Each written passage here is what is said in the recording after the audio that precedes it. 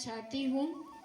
जैसा कि हमारे शास्त्रों में आप सभी ने सुना होगा कि शास्त्रों को रोचक बनाने के लिए, ध्यानपूर्वक सुनने के लिए हर बातों को कोई ना कोई कथाओं से जोड़ दिया है। क्योंकि जैसे आज के इस कलयुग में घर घर में आप देखें तो अनेक प्रकार की कथाएं चलती हैं, और वो कथाएं जो होती हैं वो महाभारत की कथाओं से कम नहीं होती है। और इसलिए जब भी किसी को किसी के घर जाने का अवसर होता है तो कैसे टाइम निकल जाता है पता ही नहीं चलता है, क्योंकि हमारा ज़्यादा समय एक दूसरे की कथाओं को सुनाने में ही चला जाता है। लेकिन इस कलयुग की जो कथाएं होती हैं वो हमारी ऊर्जा को नाश करने वाली होती है, हमारी बुद्धि को भ्रष्ट करने वाली होती है, हमारी मति को गलत गति देने वाली होती है। इसलिए भक्ति में हमारे संतों ने ये नियम बना दिए कि समय प्रति समय 30 त्योहार पर्व आते रहेंगे, और जो भक्तगण हैं अगर इन्हीं पर्वों के बहाने अच्छी अच्छी कथाएं सुनते रहेंगे तो घर घर में जो द्वंद्व लगा हुआ है कम से कम कुछ समय के लिए उन व्यर्थ बातों से तो उन्हें मुक्ति मिल सकेगी। सो आप देखेंगे कि इस महाशिव पुराण के जो प्रथम अध्याय को हम सब देखें तो उसमें ऐसा हम सबको बताया गया है कि सूत जी महाराज से शौनक जी ने पूछा कि हे महात्मा जी, आप तो शास्त्रों के ज्ञाता हैं, आप तो धर्म के विद्वान हैं, आप तो चारों दिशाओं को, चारों ग्रंथों को जानने वाले हैं।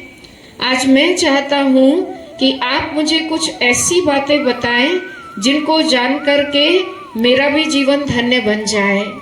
और उन बातों में उन्होंने सूत जी से यही कुछ बातें पूछी कि ऐसे कौन से कारण हैं जिनकी वजह से जो संत लोग होते हैं वो पुण्य गति को प्राप्त करते हैं, वो सत्कर्मों में लगे हुए होते हैं, और वो कौन से कारण हैं जिनमें पाप आत्माएं अधोगति को प्राप्त होते हैं और कोई ना कोई कर्मों की भोगना भोगते रहते हैं। तो जब इस प्रकार के प्रश्न उनके मन के अंदर के सूत जी ने सुने तो सबसे पहले तो शौनक जी को उन्होंने दिल से धन्यवाद दिया कि मैं धन्यवाद देता हूँ तुम्हें, क्योंकि कम से कम ऐसे समय पर तुम्हें कुछ अच्छी बातें जानने की तो इच्छा जागृत हुई। इसी प्रकार से आज मैं यहाँ पर उपस्थित इस पंडाल के अंदर जितने भी हमारे भाई बहने यहाँ पर उपस्थित हुए हैं, मैं समझती हूँ आप सबका भी धर्म से बहुत प्यार है। आपका पाप कर्म पुण्य कर्मों के बारे में ज्ञान लेने का जरूर अंदर कोई ना कोई भाव है, तभी तो आप सभी अमूल्य समय को निकालकर यहाँ पर पहुंचे हुए हैं। तो सूत जी ने उनको तहे दिल से धन्यवाद दिया और उन्होंने उन्हें यही बताया कि जो भी धर्म आत्माएं होते हैं, जो भी संत आत्माएं होते हैं, वो जीवन में पुण्य कर्म तभी कर सकते हैं जब वो अपने अंदर के विकारों को खत्म करते हैं। ये प्रथम दिन का अध्याय ही था जो रोज हम सभी सुबह शाम आरती में गाते तो हैं परंतु समझते कुछ भी नहीं है। और हम क्या कहते, विषय विकार मिटाओ पाप हरो देवा, ओम जय जगदीश हरे। लेकिन हमें ये नहीं पता है कि विषय विकार को खत्म करने के लिए हमें क्या प्रयास करने चाहिए, हमें कौन सा अभ्यास करना चाहिए। और यही अभ्यास महाशिव पुराण में खुद पुराणों के ज्ञाता, जिनको हम नाथों के नाथ भोलानाथ कहते हैं, जो सबसे श्रेष्ठ है, उन्होंने हम सबको इसी माध्यम से जागृत किया है कि विकारों को खत्म करने के लिए हमें स्वयं को जानना बहुत जरूरी है। तो सूत जी महाराज बोले कि हे शौनक जी, जब तक हम अपने अंतःकरण में नहीं जाएंगे, जब तक हम इस बाहरी दुनिया में भटकते रहेंगे, बाहरी बातों में ही लगे रहेंगे, हमारा कभी भी कल्याण हो ही नहीं सकता है। तनिक टाइम निकाल करके अपने अंदर जाइए, वो इस बात को समझ नहीं सके कि अंदर जाना और बाहर देखना इसमें क्या अंतर है। तब उन्हें स्पष्ट रूप से कहा गया कि जो तुम दिखाई दे रहे हो हे शौनक जी, वो तुम नहीं हो। तुम कौन हो? तुम वो हो जो तुम दिख नहीं रहे हो। आज यही बात अगर हमारे सामने कोई कह दे तो हमारी बुद्धि तो गोल गोल घूम जाएगी कि जो हम दिख रहे हैं वो हम नहीं हैं और जो नहीं दिखाई दे रहे हैं वो हम हैं। तो फिर इसका राज क्या है? इस राज को ही शिव भोलेनाथ ने हम सभी को स्पष्ट रूप से बताया है कि एक हमारा ये जो दिखाई देने वाला 5 तत्वों से बना हुआ ये शरीर है, जिसके लिए भी महाराज जी ने कहा कि ज्यादा साबुन लगाना बेकार है, क्योंकि जितना इस शरीर के पीछे हम खर्चा करेंगे, जितना हम साबुनों का इस्तेमाल करेंगे, अभी बीमारियां भी देखो कितनी बड़ी। और ये हकीकत है, क्योंकि हम इतने इसके पीछे भाग रहे कि ये एक दिन हमको छोड़ के भाग जाएगा। ये हम सबको हकीकत पता है। लेकिन जिसकी सुंदरता हमें बढ़ानी है, वो सुंदरता बढ़ाने के लिए तो हमें कोई साबुन ही नहीं मिल रहा है। तो खुद शिव जी ने हम सबको इस सुंदरता को बढ़ाने के लिए सूत जी महाराज के द्वारा शौनक जी को वो राज बताया कि अंदर की पहचान के लिए तुम्हें कौन सा साबुन चाहिए। वो साबुन कोई और नहीं है, वो है जीवन का श्रेष्ठ लक्ष्य। पा रही है, खड़े हैं वहां पर, वहां सिर्फ वो रुद्राक्ष के दाना के लिए इन्हें रिजर्वेशन करवाए हैं। यहाँ से रुद्राक्ष जो 50 पैसा 1 रुपया में बालाघाट में मिल जाता है, वो 100-150 रुपये माला मिल गया होता है ना। पर जहां एक भगा तो दूसरा आदमी अपने विवेक ही को खो देता है। भाई पढ़े लिखे तो तुम भी हो ना, तो अपने विवेक का प्रयोग, माँ बाप ने पढ़ाई लिखाई क्यों, संस्कार डाले क्यों, इतना खर्च किए क्यों कि तुम भी दूसरे की अंधी दौड़ में दौड़ जाओ। भाई तुम्हारे पास ज्ञान था तो ज्ञान का प्रयोग करना था कि भाई ये तो भग रहा है, तो इसको वो ज्ञान नहीं था, इसको तो हम 10 रुपये में 50 तो खरीद के ला लेंगे। वो 500 रुपये का माला खरीदने और रिजर्वेशन हुआ है उन सब का। यहाँ से इतनी गाड़ियाँ गई हैं तो गाड़ी खड़ी रखने को जगह नहीं। 8 बजे फ़ोन लगाए होंगे हमने तो चाय तक पीने को नहीं मिल रही है, वहाँ खड़े। तो जो धन पाप से कमाया गया है वो ज़्यादा दिन सुख नहीं देता है। एक दिन किसी कारणवश जब वो बाहर कहीं निकला प्रयाग की ओर, उसे बहुत तेज बुखार आया। बुखार की हालत में जब देवराज एक कमरे में सोया पड़ा था तो उसे कहीं बाजू से किसी ब्राह्मण के मुख से शिव पुराण की कथा सुनाई दी। उसने उसी बुखार की हालत में उस कथा को सुना, कुछ सोचा, कुछ समझा, लेकिन समय उसके हाथ से निकल चुका था। इसलिए 1 मास के बाद उसकी मृत्यु हो गई। और जब मृत्यु हुई तो मृत्यु का फल उसे नरक में भेज दिया गया।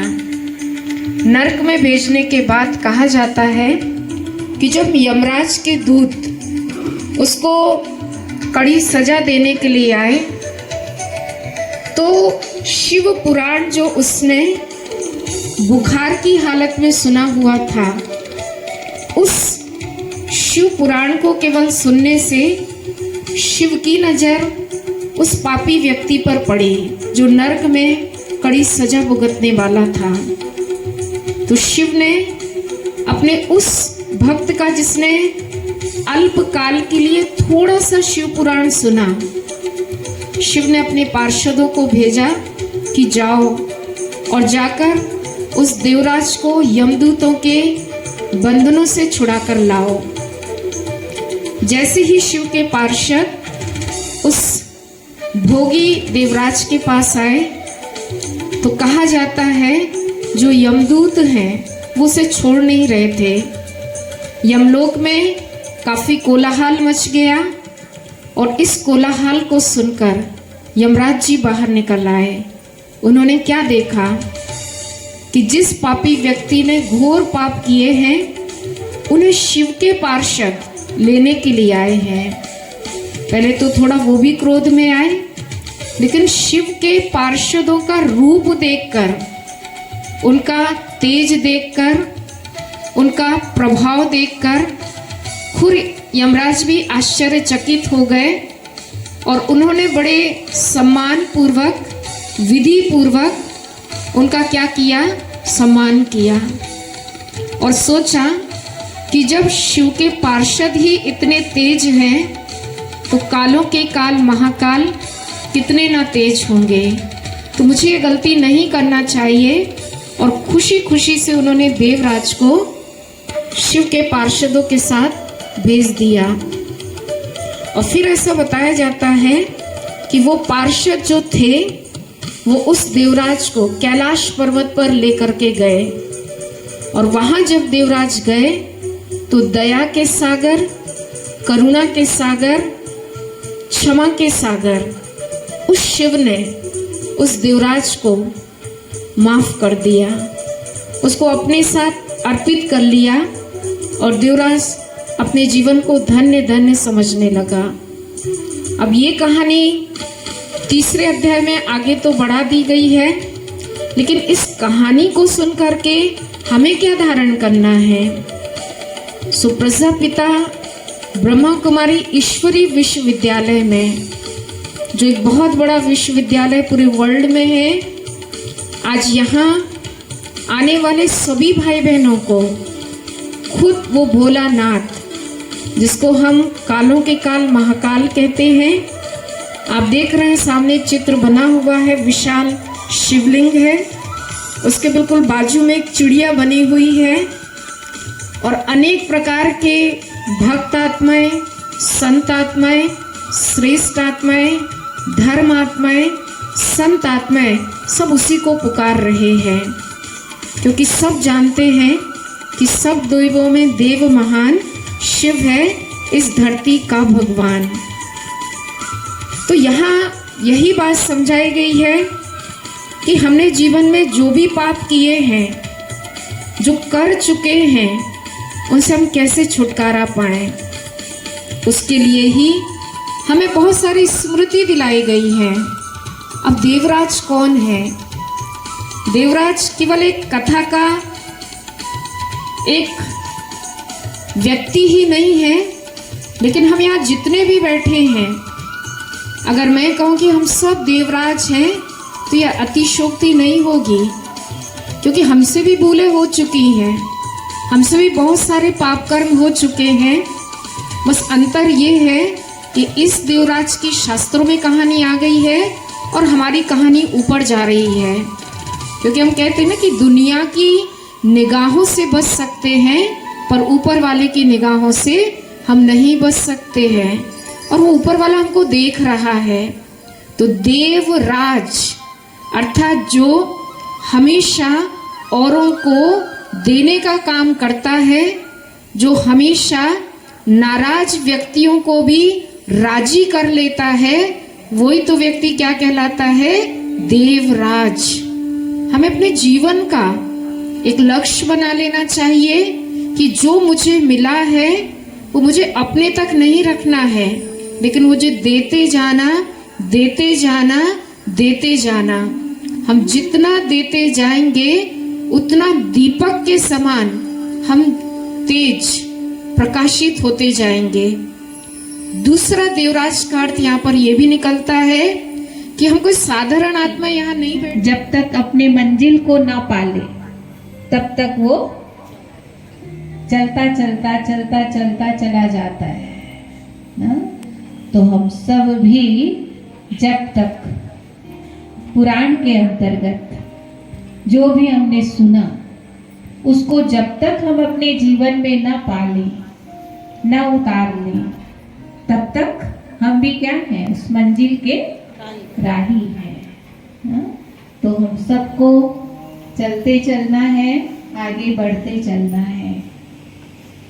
तो इस सप्ताह भर में हम सब ने उस परम पिता परमात्मा शिव की बहुत सारे ईश्वरीय ज्ञान हम सब ने पाया। माध्यम कोई भी बने ना, हमारे नारायणपुरी जी और हमारी उर्वशी दीदी दोनों माध्यम बन करके हम सबको स्वाहा। मेरी चुगली की भावना स्वाहा, मेरी टीवी अधिक देखने की भावना स्वाहा, मोबाइल को दिन रात अपने हाथ में लेकर चलो बहन करें चुगली, इस व्हाट्सएप ग्रुप का स्वाहा। और इसी प्रकार से हमारे जो भाई लोग हैं, बीड़ी स्वाहा, जो दादा लोग हैं गांव के, उनकी बीड़ी स्वाहा। तंबाकू गुरुजी तंबाकू स्वाहा।